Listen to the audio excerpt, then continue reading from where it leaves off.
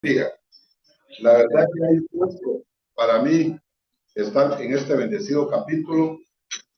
Yo voy a gustar 29 años que vine a este bendecido movimiento, pero hoy les quiero comentar de dónde Dios me sacó. Yo nací en el oriente de mi país, casi frontera con El Salvador, hijo de unos padres campesinos. Y cuando yo saco sexto primaria, papá me dijo, mira hijo, mi fuerza hasta aquí me alcanza.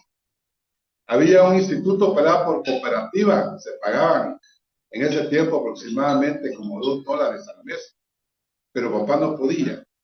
Y allá como es frontera, yo conocí un delegado de migración, que yo le cuidaba a los gallos, era mi padre a los palenques, yo desde niño empecé a soltar los gallos de los palenques y los empecé a cuidar. Y él me dijo, yo te voy a dar con tus estudios. Y así fue como yo saqué mis básicos, y cuando yo saco el tercero básico, me dice mi padrino que qué quería seguir estudiando. Y mi papá siempre me decía, mira hijo, cuando puedas, militar y cura, comida segura. Bueno, dije yo, lo de cura no creo. Y así fue como yo ingreso a la gloriosa Escuela Politécnica de mi país. Soy integrante de la promoción 102, tuve 4 años becado. Y cuando estoy en último semestre, yo tengo un problema y me mandan agregado al Ministerio de Gobernación. Y en Guatemala en ese tiempo empezaban los problemas de secuestro. Me recuerdo que me gano una beca y me voy a Oklahoma, Estados Unidos, de parte de la FAA, Administración Federal de Aviación, y voy a sacar un curso de seguridad de aeropuerto, antiterrorismo y negociación de rehenes. Y cuando yo regreso a Guatemala, me manda a formar una unidad élite donde reunía a la Policía Militar Ambulante y a la Policía Nacional. Y miren, el dinero, el mando y el poder cuando no conocemos de Dios no conocemos. Hoy entiendo que soy un pésimo empleado público. Miren, un día no se me olvida porque en Guatemala el 17 de junio se celebra el Día del Padre y ese día es mi cumpleaños. Y unos de mis amigos me invitan a un restaurante de marisco para ir a almorzar. Y cuando yo voy entrando a ese restaurante, me entra una llamada que estaban asaltando un banco y que tenían unos rehenes ahí. Y miren, me dirijo al lugar, a ese banco, el Banco del Café en mi país. Y cuando yo llego, había una persona del interior de color, agarra una granada, le quita la espoleta, ya había quitado el seguro, ya había desequipado el guardia de seguridad, y agarra una abuelita de su nieta como rehén, y a los que estaban en la línea de la agencia bancaria para poder cobrar su cheque, más los trabajadores bancarios que hacían 32 personas tenían de rehén. Y yo me recuerdo que la mayoría de instructores y facilitadores que yo tuve en Oklahoma, Estados Unidos, eran psicólogos y militares jubilados. Y nos indicaban que en una negociación de rehenes lo más importante era la vida humana. Primero el diálogo, segundo el diálogo y tercero el diálogo. Que si un caso lo ameritaba, se utilizaba la fuerza policial y de último la fuerza militar. Miren, me identifico con esta persona, empiezo a negociar con él y este hombre me dice que tiene hambre. Enfrente había un restaurante de pollo campero, esos están, como hoy voy a participar un capítulo Café Express, casi en cada cuadra hay uno, allá en mi país. Le voy a comprar pollo campero, pero a yo no le digo comida. Y le doy el pollo campero y a cambio le pido rehenes. Lógico, a esta persona le da sed, me pide bebida, le llevo bebida y a cambio le pido rehenes. Miren, este hombre se ponía nervioso, sudaba, yo ya sentía que soltaba la granada y hubieran habido varios muertos ahí en ese lugar. Y miren, me recuerdo que este hombre me pide hasta cigarros, le encendía los cigarros y a cambio yo le pedía rehenes. No quiero hablar mucho del pasado, cuando yo tenía 24 horas de estar ahí negociando con él. De las 32 personas ya solo tenía la abuelita con su nieta. Yo me recuerdo que llega el presidente de la Junta Directiva de Bancafé con el ministro de Gobernación de mi país al lugar y me preguntan a mí que qué estaba pidiendo. Y yo les digo que él quería $300,000, un vehículo blindado frente a la agencia bancaria y un helicóptero, un campo de fútbol que estaba cerca. Mira, me dice, estoy negociando y para que no le pase nada a la abuelita y a la nieta, estoy en la capacidad de dar $100,000. Mire, no le conviene, ¿acaso que es tu dinero? Me dice, no. Pero si usted hoy accede, mañana tiene una o dos o tres agencias bancarias con un modus operandi. Este caso ya lo voy a concluir. Digo, yo en ese tiempo no conocía de Dios. Pero yo entiendo que fue Dios quien me puso las palabras para poder convencer a esta persona. Yo me recuerdo que le digo, mira, mi señora madre es una mujer campesina. Mamá apenas tenía primero primaria. Pero aún en la extrema pobreza que tenía, nos llegaban 5 o 10 visitas, no se iban con tu estómago. Es una gran mujer. Yo no conozco a tu señora madre, pero me imagino que debe ser una gran mujer. Si soltás la granada, dije, la abuelita y la nieta no saben qué hacer. Vos sabés qué hacer, yo sé qué hacer, dije. Ellas se van a morir y recordate que está vigente la pena de muerte. En ese tiempo, en mi país estaba vigente la pena de muerte, fue como en el 85, 86. Mejor entregate, dije, y le voy a hablar a los jueces y a los fiscales que colaboraste para que te pongan lo mínimo. Miren, lo convenzo, se entrega, lo entrego a las fuerzas de seguridad y agarro a la abuelita de la nieta y me llevo al centro médico militar de mi país a que le hiciera un examen médico porque ha tenido 36 horas de estar. El día siguiente me llama el ministro del Interior, el ministro de Gobernación en mi país, y a mí me ascienden antes de tiempo. Y eso me dio un ego y me dio una soberbia más de la que yo tenía. Yo creía que yo era bueno. Yo hoy entiendo que bueno solo Dios. Pero en ese momento yo no entendía. Miren, yo como había pasado agregado del ejército a la policía 4 años, yo tenía un plan de trabajo que trabajaba 22 días y descansaba 8 días. Pero esos 8 días que yo descansaba, lo que menos hacía era estar en ese primer capítulo que le digo a mis juntas directivas que no sabía. Yo tenía una vida de soltero, yo andaba en lugares ilícitos con los oficiales de mi promoción. Y miren, tenía abandonada mi familia. Yo ya tenía 2 hijos. Mi primogénito tenía 5 años, que hoy es el vicepresidente de mi capítulo, y mi segundo hijo tenía 2 años. Él no entendía lo que pasaba.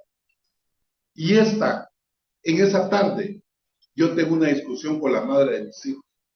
Miren, yo en esa tarde estaba desintegrando mi matrimonio, estaba agarrando mi ropa y metiéndola en una valija.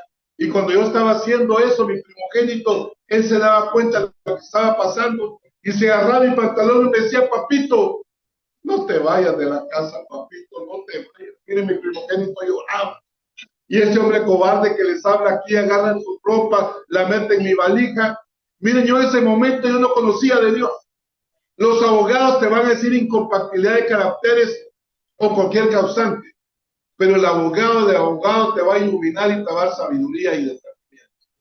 Miren, yo me recuerdo que la institución donde yo trabajaba se empezó a politizar. Yo tenía que regresar nuevamente al ejército y pido 6 meses de licencia y digo, hecho mi baja, pues ya no regreso.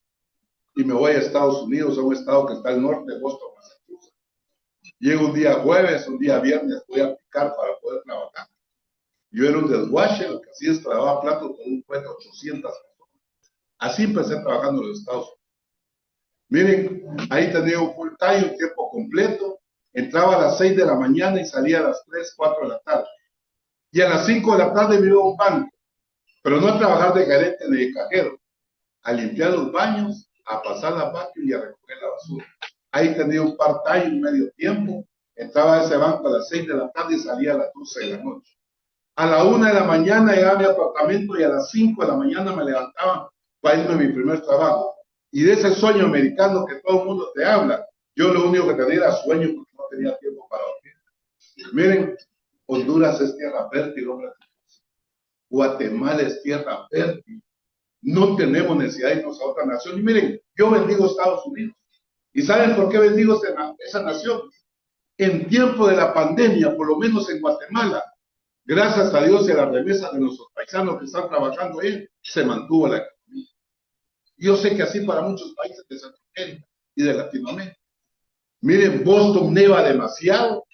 Yo soy de un lugar como San Pedro Sula, caliente, y cuando yo llego allá la temperatura 20 grados bajo cero. Yo padecía la sinusitis. Yo decía, ¿qué hago yo aquí lavando platos? Y no es que me dé vergüenza comentarlo, porque el trabajo dignifica a la persona. Si yo en mi país soy alguien, y tomo la decisión y me vengo a Estados Unidos. Y estuve un tiempo viviendo con unos primos, porque como ya había desintegrado mi primer matrimonio. Y me recuerdo que yo tenía una novia en la costa sur, frontera allá con México, en Guatemala, ahí por Chetulul, para los que han ido a Liupa, Mazatenango se llama el lugar, la cabecera apartamental. Y nos hacemos novios y le comento que tengo 2 hijos de mi primer matrimonio. Y me dice, mira, mis papás así no te van a aceptar. Y toma la decisión y me roba la que actualmente mi esposa. Miren, al poco tiempo yo me estaba dejando con ella, entonces ahí entendí que el que andaba mal era yo, porque era el segundo matrimonio que iba a hacer. Por eso yo bendigo este movimiento, miren, hombres de Dios. Yo bendigo esta estrategia que Dios utilizó. Miren, yo me recuerdo que ya no seguí de alta. Actualmente soy un empresario en el área de seguridad y me dedico a la ganadería en mi país. Y yo estaba saliendo de la Cámara de Comercio de mi país, en donde había quedado electo en la Junta Directiva de Empresas de Seguridad. Y me voy a celebrar como uno se va a celebrar al mundo. A cenar y tomarnos un par de tragos. En eso estaba cuando bendigo la vida de un hombre que fue el que me trajo este movimiento. Este hombre era comandante de la zona militar 1316 en Mazatenango. Es mi general Santizo. Cuando este hombre entra al restaurante, uno de militar, aunque esté de baja, siempre le guarda respeto al de mayor rango. Lo voy a saludar, me le hago presente, me dice, mira, Donay, yo que ya no está de alta, ¿a qué se dedica? Tengo una empresa de seguridades. Mire, me dijo, lo invito a un desayuno de hombres de negocio, escuche la estrategia que estoy presentando. Para esa empresa que usted tiene, le voy a presentar muchos empresarios. Miren, agarro como 100 tarjetas de presentación que yo ya ni utilizo, y dije, le voy a vender seguridad a todos esos encapuchados al Hotel Camino Real en mi país. Eso sí, a las 6 de la mañana. Miren, a mí me ha gustado ser puntual. Yo me recuerdo cuando llego a mi capítulo, siempre en los capítulos hay hombres que dan la bienvenida y son muy amorosos. Y fíjense que en mi capítulo hay uno que es algo pequeño de estatura. Y este hombre cuando uno llega lo abraza y le somata la espalda. Y yo me recuerdo que cuando iba para el salón yo me decía a la derecha y se hacía a la derecha, me hacía a la izquierda, se hacía a la izquierda. Y cuando yo llego me dice, bienvenido, Dios te ama, me abraza y me somata la espalda. Yo dije, este no solo es chiquito y abusivo, dije yo. Yo vine con una gran soberbia. Y fíjense que nosotros en nuestro capítulo ponemos una manta y decía Fraternidad Internacional de Hombres de Negocio del Evangelio Completo. Y yo dije, ¿qué hace aquí mi general? Si yo había reservado los lugares nocturnos allá en Guatemala, las barras yo, con él solo para los oficiales, y hoy donde me trajo. Pero miren, este hombre muy sabiamente me dice, mira, Donay, aquí hay un buen desayuno, mujer. Desayune, y si a usted no le parece el evento, usted se puede retirar. Miren, la visión fue una visión clara como la identidad que nos dieron hoy aquí. Y algo que me impactó de ese hombre que estaba dando la visión, que ese hombre nos dice, si eres católico, bienvenido. Si eres evangélico, bienvenido. Porque nosotros aquí no miramos lo que nos divide, sino lo que nos une. Y lo que nos une es el amor de Cristo Jesús. Miren, a mí eso me impactó. A pesar que yo no era ni chicha ni limonada, yo no asistía a la iglesia. Pero fíjense que en mi familia parecemos BINEC, habemos de las 2 denominaciones. Y cuando vi una actividad social, así como estamos aquí reunidos, yo escuchaba que los de una denominación decían a esta denominación que no se iban a salvar. Y los de esta denominación a esta denominación que se iban a salvar. Yo decía, para estar con nuestros locos, para que hubiera la iglesia. Eso era lo que yo decía. Miren, el primer testimonio que yo escuché por esos hombres de negocio, lo importante es hacer eventos en excelencia. En especial para aquella persona que llega por primera vez. Porque ese hombre va a ser impactado del poder del Espíritu Santo. Fíjense que el primer testimonio que yo escuché fue de un banquero. No de aquellos que están en la banca de los capítulos sin hacer nada. No, no. De esos hay bastantes en mi país. No, este hombre era dueño de un banco en mi país. Este hombre era dueño del banco Graney Thompson, su familia. Y yo este hombre solo lo había visto en los medios de comunicación. Y el banco del que era presidente tenía 200 agencias bancarias. Yo decía, este hombre, yo lo andaba buscando porque yo decía, por lo menos que me contrate por la inseguridad que había en mi país. 2 policías por agencia, son 400 guardias. Decía, ¿dónde va a estar el billete? Y yo esperaba que el general me lo presentara y no me lo presentó. Pero fíjese que yo tenía un propósito, a ese hombre lo llaman, como me llamaron aquí a dar testimonio. Y este hombre dice, mi nombre es Gerardo Thompson. Mi familia son los mayores accionistas del banco Graney Thompson. El apellido de ellos tiene el banco. Y yo soy el presidente de la junta directiva del banco ese. Y escuchen esto, hombre de negocio. Y este hombre comenta que a él de qué le servían los millones de dólares que tenía hasta en los bancos de Suiza y en Estados Unidos. Si a este hombre le dio un cáncer en su lengua, Y para que el cáncer no le siguiera, le tuvieron que quitar parte de su lengua. ¿Y saben qué es lo que me impactó? Que este hombre es de los pioneros de la fraternidad en mi país. Y en ese tiempo solo existía el capítulo que yo pertenezco, al capítulo sur. Y me dice este hombre, hombres comunes y corrientes impusieron mano, dice Gerardo Panza. Y miren, y oraron por mí en ese evento en el capítulo sur.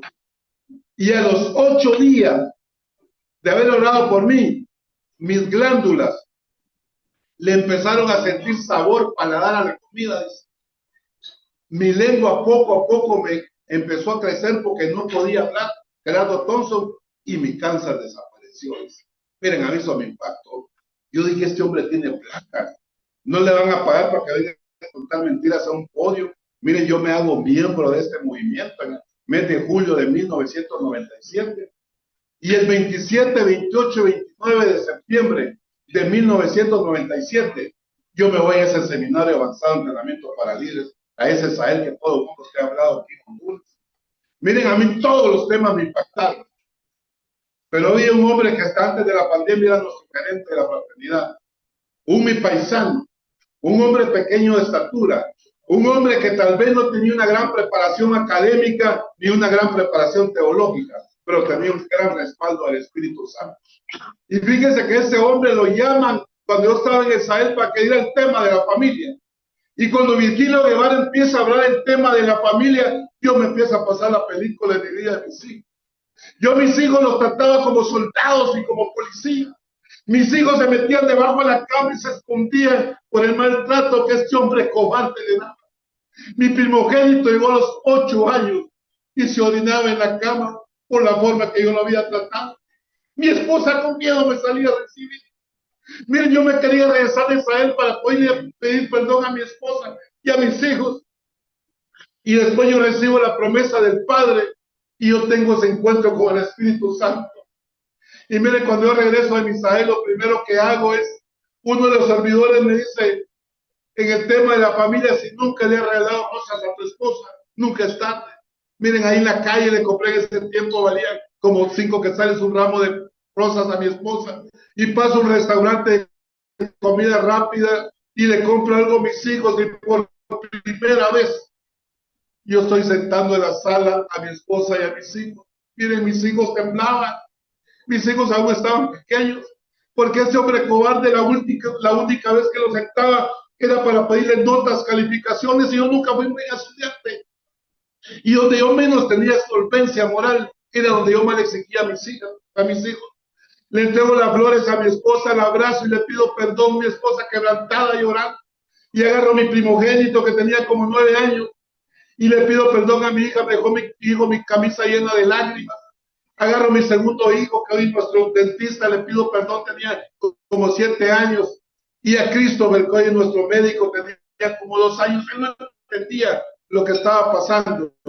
Y le pongo manos a mi esposa, como debe ser, porque tenía 7 meses de embarazo y oro por 7 años. Y agarro mi vehículo con mis hijos y me voy al interior de mi país, a Ciudad Pedro de Alvarado, donde soy original, a pedirle perdón a papá y a mamá. Papá murió en mis manos a los 99 años de edad, entrando al centro médico militar. Dios me permitió sus últimos años de disfrutar a mi viejecito y honrarlo y hacerle una casa digna como él se lo merecía, papá. Papá me contó cómo había sido su pasado, había sido un oficial de línea del ejército. Hay veces que juzgamos a nuestros padres, pero no sabemos cómo ha sido el pasado de papá y mamá.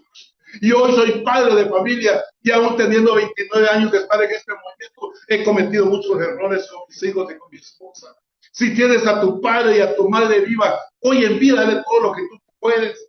De nada te va a servir un funeral en la mejor funeraria de Tegucigalpa, ni una caja que te cueste 5,000 quetzales. Esa es comida para gusanos.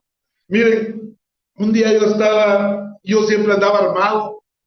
Y me recuerdo que yo acababa de venir de Misael y aún así anduve como 6 meses todavía armado. Y un día yo iba con mi hijo y estaba lloviendo allá en mi país. Y mi Josué, mi segundo hijo, tenía como 7 años y bajó el vidrio del carro. Y miren, cuando bajó el vidrio, un vehículo me rebasa y la poza de agua y bañó todo a mi hijo. Mire, yo me enojé tanto que le atravieso el pick-up a esta persona, me saco mi arma, que eso no es de hombres, eso es de cobardes. Y mire, yo con el arma, con mi pistola 9 milímetros, le tocaba el vidrio para que lo bajara al piloto. Miren, poco a poco empezó a bajar el vidrio. Y cuando yo voy viviendo un jovencito como de unos 17 años. Y que no era culpa de él. Yo me acuerdo que le digo, mira, ya no lo volvás a hacer. Y no era culpa de él, temblaba el pobre jovencito donde me había mi armado. Y gracias a Dios no pasó nada. Y hace 7 años yo estaba dando testimonio en la Convención de Colombia. Y cuando termino de dar testimonio, me dice un hombre, después de orar, mira, Donay, usted no puede acompañar mañana a la cárcel. Me dice, ¿cuándo se va el miércoles? Le digo, quiero conocer mi primera vez que estoy en Bogotá. Mire, me dice, yo quisiera, me dijo el encargado de la cárcel de Capítulo, y es una cárcel de solo militares y policías. Su testimonio va a impactar ahí. Mire, ese hombre me lleva a esa cárcel, me reúnen más de 800 reos. Estoy dando testimonio y miraba esos reos cómo se identificaban conmigo. Esos militares que tuvieron tal vez la misma formación que yo en diferente academia militar. Yo miraba cómo ellos lloraban cuando yo comentaba cómo trataba a mis hijos y se identificaban. Y cuando yo termino de dar mi testimonio, empiezo a orar por estos reos. Y fíjese que se me acerca uno ya de último, me dice, mira, Donay, yo quisiera que antes dice que fuera a orar por una mi huerta que tengo, el mayor 8 meses. Y antes de orar, yo había un gran frío en esas montañas, me quité mi chumpa que yo cargaba, se la regalé a este reo y le dije, mire, antes de orar usted es mi mayor, le dije, ¿y usted por qué está aquí preso? Mira, Donay, fíjese que yo estaba saliendo de y aquí vi un conflicto armado, aquí en Colombia, todos andaban los continuos recámara de la pistola, yo no sé si es primera vez que usted está en Bogotá, pero aquí el tráfico es exagerado, y en un semáforo, me dijo, había no habido tiempo de cambiarme, me fui informado porque mi esposa y mis hijos me esperaban para almorzar. Y en el semáforo había un vehículo que me estaba de bocinar y va a bocinarme. Y yo me enojé tanto que me bajo y discuto con él y agarro el arma y se me va el disparo y lo mato, me dijo. Y estoy pagando 25 años de cárcel. Cuando ese hombre me comenta eso, Dios me retrocede a mí cuando yo andaba con mi hijo, con mi segundo hijo, lo que había pasado con ese jovencito. ¿Saben cuál fue la diferencia entre ese mayor y yo? Que él no permitiera que yo ese día le hiciera algo a ese jovencito, que si no, quizás ni hoy estuviera aquí dando testimonio, pero Dios tenía un propósito. Quiero ser respetuoso con el tiempo que me dieron. Y antes de terminar con mi testimonio, yo lo quiero terminar con esto. Mi hermana, por querer tener una hija, llegó a tener 7 varones. Tuvo que adoptar una nena. Y nosotros con mi esposa ya teníamos 3 hijos varones. Y queríamos tener una nena. Lo mirábamos bastante difícil. Porque nosotros pensábamos que podía tener otro varón, mi esposa, y era el 4º varón. Y miren, yo voy en septiembre del 97 a Misael, y María José nace a los 2 meses de yo ir a Misael, el 3 de diciembre del 97. Nace a las 11 de la mañana, un día domingo, 3 de diciembre, no se me olvida. Y miren, yo como acababa de venir a esta fraternidad, yo venía con un desorden en todas las áreas, mujeres, adulterio, y económicamente venía mal. No tenía quien nos ayudara en la casa y agarro mis 3 hijos varones. Y el médico me dice, mira, Donay, operación, en la cesárea todo salió bien, médico. Y vieron llegar a un acuerdo con mi esposa que una vez iba a operar porque era por cesárea para no tener más hijos. Y yo me voy con mis 3 hijos varones a dejarlos a mi casa. Y cuando yo estaba entrando a mi casa, yo me recuerdo que me avisan, me llaman, porque tuve que dar mi número celular que yo me lo daba para los que ya tenemos unos años. Se recuerda cuando salieron los celulares, eran unos grandes ladrillos de este tamaño que uno ni daba el número porque hasta las llamadas entrantes a uno se las cobraban. Y yo me recuerdo que me entra la llamada y me dice, mire, su hija, me dice, está vomitando sangre a Donay y necesitamos que se venga para acá. Yo dejo recomendado a mis 3 varones con la vecina y regreso al sanatorio. Y me dice el médico, mire, le acabo de hacer una endoscopía a María José y tiene una úlcera gástrica sangrante. Yo nunca había donado sangre. Fue la primera vez que doné sangre por mi hija María José porque me pedía sangre para poderle a mi hija hacerle una transfusión de sangre. Yo me recuerdo que oro por esos médicos Y me recuerdo que me dice el médico, las posibilidades de vida de una 10 son mínimas, Adonai me dice, pero si no la operamos es peor, ya se nos mueren, ¿no? Miren, yo me recuerdo que oro por esos médicos y entran a la sala de operaciones y miren, así 5 horas tardó la operación. Cuando salen de la sala de operaciones, me dice el médico qué nombre le empezó a poner a su hija. Con mi esposa habíamos empezado a ponerle María José, doctor, pero le vamos a poner María José el milagro porque entendemos que es un milagro que Dios nos ha regalado. Yo ahí doblé rodillas y le pedí a Dios que si me permitía que María José viviera, a donde me llamaran le iba a servir. Y miren, mi esposa me la pedía y no le decía, hasta el segundo día le dije lo que estaba pasando. Sale mi hija del sanatorio, pero no es lo mismo cuando tienes horas. Yo además de la seguridad me dedico a la ganadería. Yo estaba vacunando, vitaminando y desparasitando un lote de ganado que iba a vender para el estado de Tabasco, colindo con Tabasco, México, en el área del Petec. Y me recuerdo que mi celular lo tenía en vibrador como los tengo ahorita, y me entraron como 25 llamadas del colegio donde estudiaba María José y de mi esposa, y no lo vi cuando salgo del corral a la casa patronal. Yo me recuerdo que yo veo el puño de llamadas telefónicas, la primera que le damos a mi esposa, y me dice, mira, me dice, estoy en el Sanatorio El Pilar, un hospital privado en Guatemala, te voy a comunicar al médico porque vamos a operar de emergencia a María José. Mire, me pasa el doctor y me dice, mira, Donay, la vamos a operar del apéndice. Oro por teléfono con el médico y 626 kilómetros manejé, salgo como a las 3 de la tarde y voy llegando a medianoche al Sanatorio del Pilar. Y cuando yo llego al Sanatorio del Pilar, mi hija estaba saliendo sedada y dormidita. Me dice el médico, mira, Donay, si la operación fue un éxito, dentro de 3 días le damos a María José. Ese día que supuestamente me daba a mi hija, fíjese que había una rueda de médico, pero no una rueda de oración. Yo miraba que se pasaba en el expediente y le dije, doctor, ¿qué pasa? Si usted me dijo que hoy me daba a María José, mire, a Donay, es bien difícil que le explique, me dijo. Pero su hija me dijo, le dio una peritonitis, me dijo, y la tomé o volver a operar. Mire, hoy quiero que me permita que vengan los hombres de negocio. Por eso lo importante, hombres de negocio, cuando ustedes los llamen para que vayan a orar por un enfermo que vaya. Mire, más de 50 hombres llegaron en mis capítulos, le impusieron manos. Yo les dije, los quiero a las 5:30 porque mi hija entra a las 6 de la mañana a la sala de operación. Le impusieron manos, oraron por mi hija y mi hija entra nuevamente a la sala de operación. Miren qué difícil es cuando tenemos un ser que amamos en una sala de operación. Aún sea así el mejor hospital del mundo. Cada media hora nos explicaban con mi esposa. Y miren, como a las 5 horas sale de la sala de operaciones y el médico me dice lo mismo. Mira, no hay operación con éxito. Si todo sale bien, me dice, dentro de 3 días le damos a María José. Miren, mi hija entró pesando 68 libras. Y cuando tenía 21 días de estar en intensivo, mi hija pesaba 42 libras. Para los que tenemos hijas mujeres, sabemos lo pegado que son nuestras hijas con uno de papá. Fíjense que yo tenía que posar a mi hija, vacío la podía caminar, y donde yo le ponía la mano a mi hija, pues sí.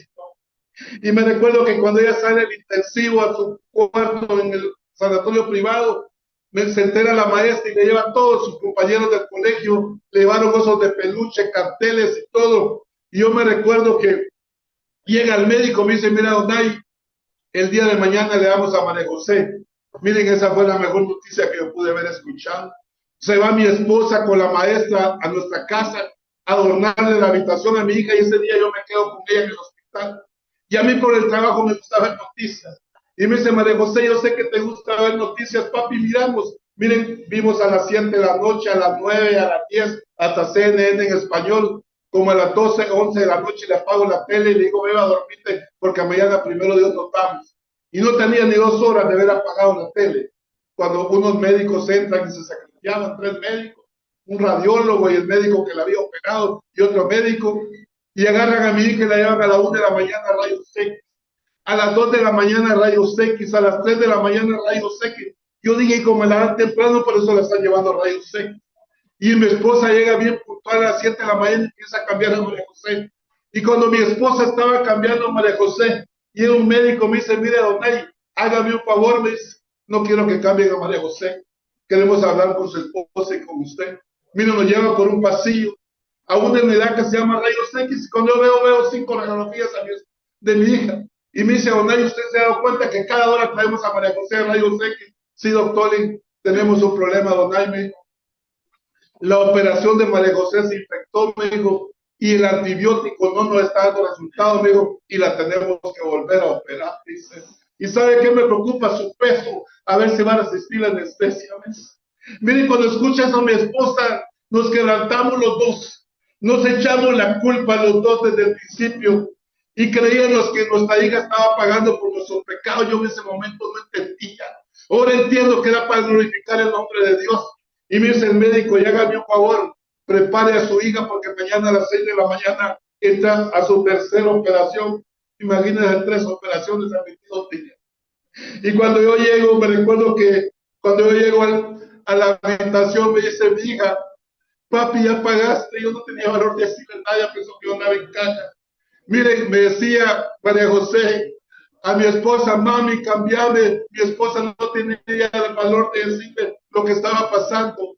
Y me recuerdo que me voy a orar al baño que estaba en el cuarto privado de mi hija. A la par de esa taza sucia, como yo vine a este movimiento, yo ahí doblé rodillas y ahí le pedí a ese Cristo de poder que todos tenemos. Yo le dije, Dios, yo te pido que me pongas palabra de profeta para hablar con mi hija María José. Pero sobre todo le dije, yo te pido que me la sanes porque por tus llagas fuimos sanos en la cruz del Calvario. Mire, cuando yo salgo de orar, mi hija me ve mis ojos llorosos y le tengo que decir la verdad. Me dice, papito, ¿qué está pasando? Y yo le tengo que decir la verdad, María José. Y yo me recuerdo que me dice María José, cuando yo salgo de orar, le digo, mira, mi hija, mañana te van a operar otra vez. Le dije yo, vas a entrar a las 6 de la mañana a tu tercera operación. Mire, mi hija se quebranta. Mi hija empieza a llorar y me dice, papito, yo no aguanto otra operación. Mira, yo soy un huesito. Fíjese que mi hija, desde que estaba pequeña, mi hija cantaba con el grupo Sahara en Guatemala en todas las convenciones. Y ella conocía de Dios desde pequeña. Y me dice, papi, ahora orémonos y vámonos. Miren, ese día como ser humano, empecedor de los médicos del Sanatorio del Pilar, que bendigo la vida de ellos. Y yo me recuerdo que les digo a esos médicos que ellos, cuando en la junta de padres de familia del colegio, mi hija había un médico de profesión. Y yo me recuerdo que le llamo a ese doctor porque empecé a de los médicos del hospital donde estaba mi hija. Y yo digo, doctor, cuando yo le llamo, como a las 7 de la noche, mira, fíjate que a mi hija me lo operaron del apéndice. A los 5 días le dio peritonitis, le dije yo, y me la volvieron a operar. Y mañana a los 22 días entra a su tercera operación, le digo. Y yo para poderle permitir que ella lo opere, necesito un diagnóstico de un médico fuera de este hospital, le digo. Y yo me recuerdo que ese doctor me dice, eso sí, venía a las 5:30 de la mañana. Miren, ese doctor llega bien puntual a las 5:30 de la mañana. Y escuchen, hombres de negocio, lo que hay en este médico. Yo esperaba que fuera a ver la tablilla que hay en los hospitales privados, que es la misma que hay en los hospitales públicos. Y solo estuvo 5 minutos conmigo. Y me dice, mira, Donay, me dice, no es ético que yo venga a ver el trabajo de mis colegas, digo. Pero anoche leyendo la Biblia, digo, Dios me puso palabra para vos, digo. Santiago 1:12, dichoso el hombre que soporta la prueba con fortaleza, porque al haberla soportado, le pondrá la corona y le hará vida en abundancia a lo que le aman. Miren, yo hice vida para mí, Santiago 1:12. Miren, ahí doblamos rodillas con mi esposa y le empezamos a clamar ese Cristo de poder. Y cuando estábamos en lo mejor de orar con mi esposa, entra una enfermera y empieza a cambiar a María José. Miren, yo sentía que había algo dentro de mí que no había decidido operar a María José. Pero ¿cómo explicarle a un médico que no conoce de Dios? Yo le dije, doctor, deme una hora, le dije, hay cadenas de oraciones en la fraternidad y en las iglesias de las diferentes denominaciones. Mira, ahora yo tengo mi equipo de médicos en la sala de operaciones y ya no puedo hacer nada. Doctor, yo le firmo un documento y deme media hora. Mire, saber qué cara me ve ese médico. Y yo me recuerdo que me da media hora, eso sí, llevemos a rayos X. Agarramos a mi hija, le llevamos a rayos X. Le toman su radiografía, ponía la radiografía. Yo miraba que se hacía en la cabeza de los médicos. Yo sabía cuál era el resultado. Y me dice el doctor, mira, donde yo tengo mi equipo de médicos en la sala de operaciones. Me dijo, esta es la última vez que le vamos a rayos X, me dijo, y de ahí va directamente a la sala de operaciones. Miren, cuando yo agarro a María José su silla de ruedas y la llevaba a rayos X, me decía, papito, no permitas que me operen, papito. Yo mire de mal del tamaño y me sentía lo más impotente y no había que poderle transmitir a mi hija. Y cuando mi hija entra en rayos X, yo no quise entrar y me quedé en la puerta con mi esposa. Y ahí empezamos a clamar a Dios. Y yo me recuerdo que cuando terminamos de orar, Se sentía una paz y una gran tranquilidad. Y algo impactó mi vida, que rayos X se sale rápido, 10 minutos y media hora y no salía María José. Y como a los 35 minutos sale María José. Y me dice el médico, mira, dona, yo no sé lo que pasó, me dijo, pero el antibiótico ya nos empezó a dar resultado y no hay necesidad de esperar a María José. Yo sé lo que pasó. El médico ya ha visto su obra y por veo no la va a esperar en los 3 días. Le quiero decir que a los 3 días me dieron a María José. Cada 6 meses le llevamos a un gastroenterólogo y para honra y gloria de Dios no tiene ningún problema gástrico. Antes de la pandemia se me graduó en la Universidad Rafael Andívar en mi país, summa cum laude en 97 de promedio. Me exoneraron los últimos 2 años de pago de universidad y el 20 de marzo de hace 4 años, yo le quiero decir que a mi hija, por factor tiempo, no lo puedo comentar, me lo operaron 2 veces de los ovarios. Y uno de los médicos es un ganadero que es mi amigo. Y él me dijo, mira, Donay, tenés que orar mucho porque va a ser difícil que María José pueda quedar embarazada. Y el 20 de marzo de hace 4 años, mi hija se estaba casando, yo estaba entrando al altar con ella. Y miren, mi yerno, ese sí fue obligado a Israel, porque para poder entrar en mi casa, yo dije, si no sos israelista, no puedes entrar en la casa. Ese sí fue obligado a Israel, el pobre. Y yo me recuerdo que era así a mi capítulo. Y en estas peticiones que a ustedes les pasaron hoy, yo siempre oraba por María José para quedar embarazada. Y un día me dice Luis, mi yerno, mira, suena, me dice, quiero cambiar de ginecólogo, me dijo, porque María José no queda embarazada. Ustedes saben que el anhelo de cualquier mujer es poder ser madre. Yo le digo, mira, Luis, no es de ginecólogo, le dije, oremos, le dije. Y ese día oramos ahí por María José. Me recuerdo que oramos, le pedimos a Dios en estas peticiones, y como al mes me llama mi hija. Mira, papi, me dice, llorando, mi hija, fíjate que vas a ser abuelo. Y yo le digo, mi hija, no hagas bulla, María José, no hagas bulla. Mejor esperemos un mes y esperemos que te haga un examen, dije. Y se va al mes a que le haga el ultrasonido y mi hija me llama llorando y me dice, papi, vas a ser abuelito de unas gemelitas. Me dijo, este sábado gustan 8 meses mis abuelitos, mis gemelitas. Díganme ustedes, ¿qué es imposible para mí? Yo no sé cómo vinieron hoy, pero te quiero presentar un Cristo de poder, un Dios de lo imposible. Hoy, así como veo que andan muchos hombres de las naciones en los eventos estratégicos, yo estaba en Pataquescuintla, Jalapa, en un municipio del interior de mi país, y con esto quiero terminar el testimonio por respeto al tiempo.